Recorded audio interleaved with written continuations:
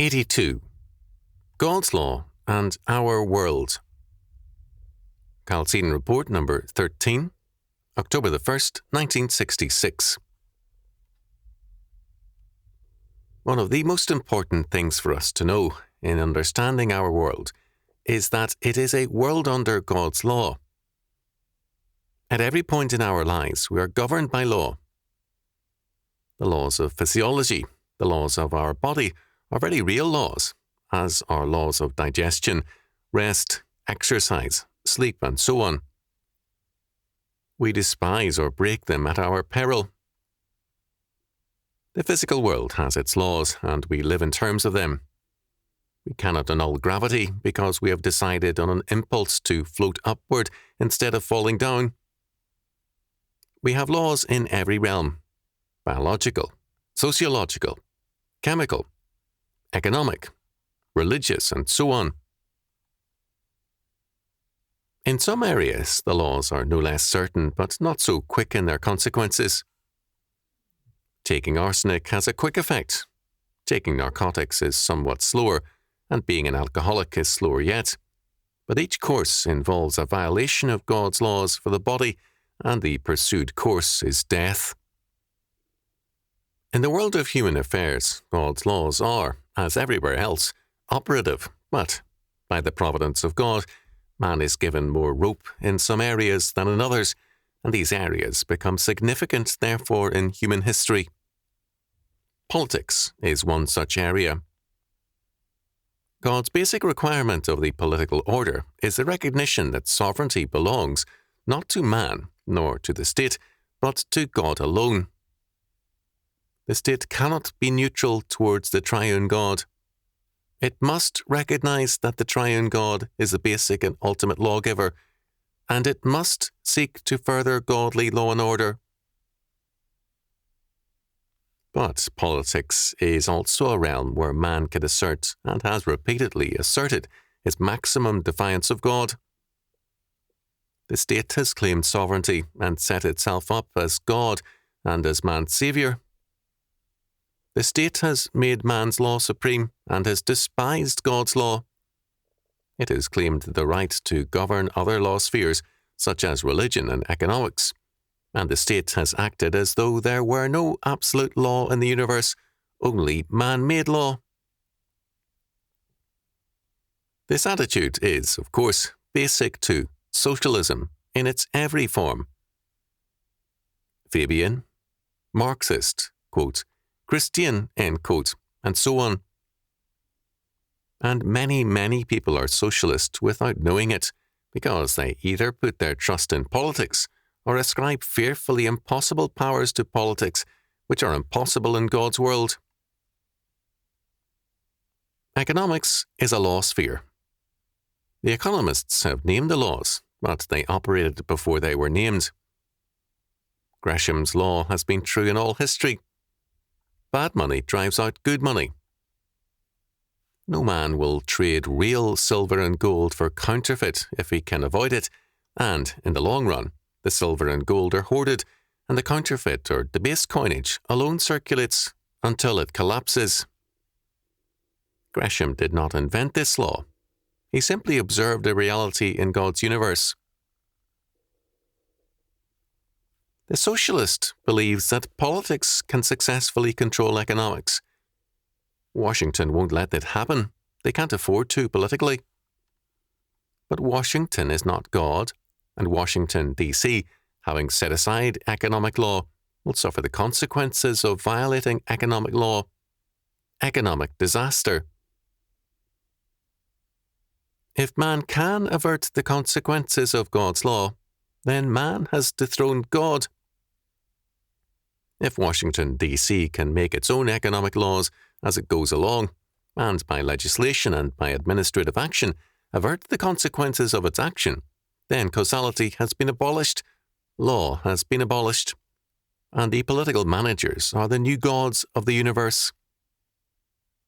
This, of course, is their very claim. God is dead. Long live the welfare state. They are very religious about it. One prominent scientist, in his book entitled Man's Means to His End concludes with a chapter entitled Godliness Without a God.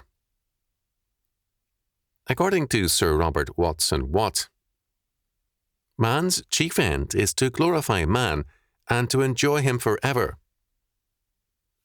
Man is his own God, and therefore man is his own lawgiver, making his own laws as he goes along. Now, it is unpleasant to think about troubles ahead.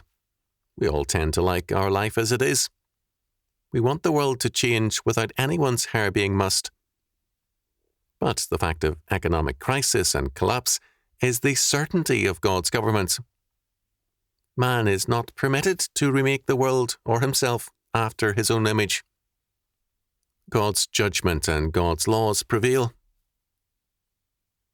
To believe in a political answer to economic problems is to desert belief in law for a belief in man. To hope that we can solve economic problems by political action is to succumb to the socialist temptation. Politics has a very important part in man's life as politics.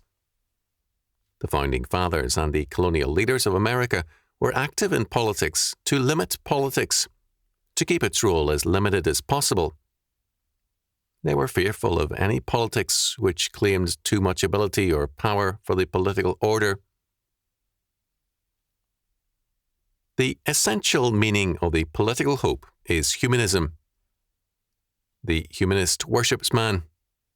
His faith is in man's capacity to remake the world and man through political action, and this political action is the province of a scientific elite, a managerial and planning elite, who feel no need to conform to any law beyond themselves because they believe that no law exists outside of man. Humanism has captured the American scene, and the real religion of the United States is no longer Christianity, but humanism. The courts have replaced Christianity in education with the new established religion, humanism.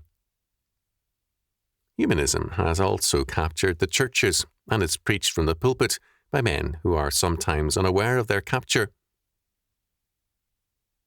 Love, man's humanistic love, is the new Saviour, replacing Jesus Christ, the second person of the Trinity. The basic temptation of Satan in Eden was, "Ye shall be as God, knowing good and evil." That is, every man will be his own God, knowing or determining what is good and evil for himself. This is the essence of humanism in its every form: pragmatism, existentialism, Marxism, Fabianism, etc. But law, God's law, is the habitat of man. The law sphere of a fish, physiologically, is water. Take him out of water and put him on a table, and he dies. Man's physiological law sphere is air. Place him in water, and he dies. The total law sphere of man and the universe is God. In him we live and move and have our being. Take man out of God's law sphere, and man dies. And this is exactly what humanistic politics has done and continues to do. The results will be death. Humanistic politics can solve no problems and prevent no economic collapse. It is itself responsible for the evils which plague it. The Dictionary of Philosophy defines political philosophy as that branch of philosophy which deals with political life, especially with the essence, origin, and value of the state. In ancient philosophy, politics also embraced what we call ethics. This is an extremely important point. As Christians, we believe that our ethics, our morality, must be derived from the only true source of law, the triune God. Our ethics are theocentric, God-centered, having reference to His word and to His judgments. But outside of biblical morality, all morality has been political, being derived from the political order and having reference to political judgments. We cannot understand what is happening in our courts, schools, and pulpits unless we recognize that American morality has been leaving Christianity for humanism, for a political orientation. We are becoming group-oriented, and the Supreme Court is defining morality for us.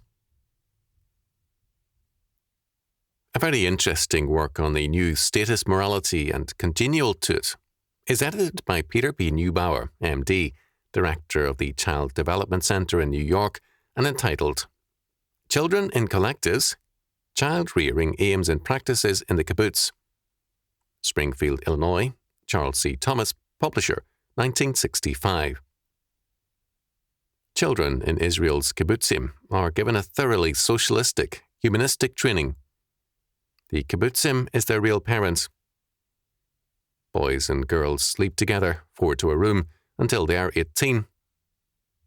Family ties are downgraded for the social tie. The children are really experimental animals. According to one of the writers, the basically different character of the kibbutz offers uniquely rich possibilities for research activities. Beyond this, the existence of a real striving for new conditions of life demand from all of us the study of differences in order that we may broaden our own views. Page 321. Unless God is the source of all law, including moral law, man and the state will be the source of law and of morality. And this we are seeing at an accelerated rate.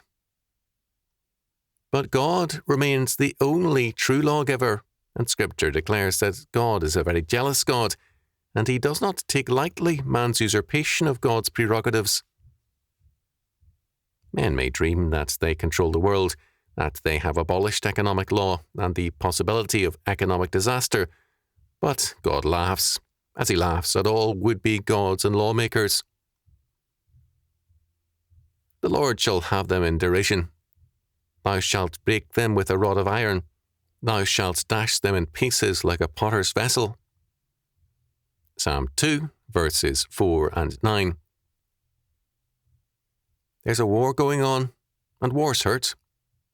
Either way, either side, there will be some losses and some hurt. Pick your side. God or the state? God cannot lose, and he makes all things work together for good to them that love God, to them who are the called according to his purpose. Romans chapter 8, verse 28. The politicians of the world may say, we will not let economic disaster happen, and God laughs. All the nations are as nothing before him. They are accounted as less than nothing and worthlessness. Isaiah chapter 40, verse 17, Berkeley version. This God is our God, and he is our hope.